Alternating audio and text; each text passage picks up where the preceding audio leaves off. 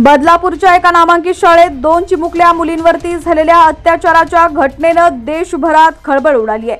13 August रोजी आरोपी अक्षय शिंदेनं चिमुकल्या मुलीवर अत्याचार केल्याची घटना आठवड्याभरानंतर उघडकीस आली होती। या घटनेच्या तपासासाठी महायुती सरकारनं SITची स्थापना करून चौकशी सुरू केली।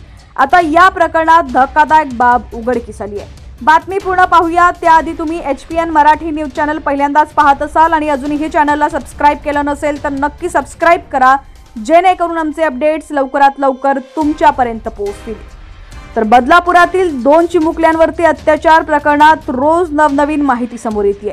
या प्रकरणात शाळा प्रशासन आणि पोलिसांनी घेतलेल्या भूमिकेवरून नागरिकांनी संताप व्यक्त करत रोष व्यक्त केलाय। सरकारनंही या प्रकरणाची तातडीने चौकशी करण्याचे आदेश दिले होते। त्यानंतर SITनं तपास सुरू केला। त्यानंतर हे प्रकरण हाताळण्यात हलगर्जीपणा केल्याबद्दल शाळा प्रशासन आणि पोलिसांची सखोल तपासणी केली जाते। समितीच्या चौकशी अहवालात हे प्रकरण हाताळण्यात अपयशी ठरलेल्या शाळा प्रशासनावरही अनेक गंभीर प्रश्न उपस्थित करण्यात आले। या घटनेबाबत 14 ऑगस्टलाच मुख्याध्यापकांनी शाळेच्या विश्वस्तांना कळवलं होतं, मात्र तरीही शाळेनं घटनेची माहिती देण्यास उशीर केल्याचं अहवालात म्हटलंय। असं असतानाही शाळा प्रशासनानं संबंधित पालकांना माहिती दिली नाही किंवा त्यांची भेटही घेतली नाही।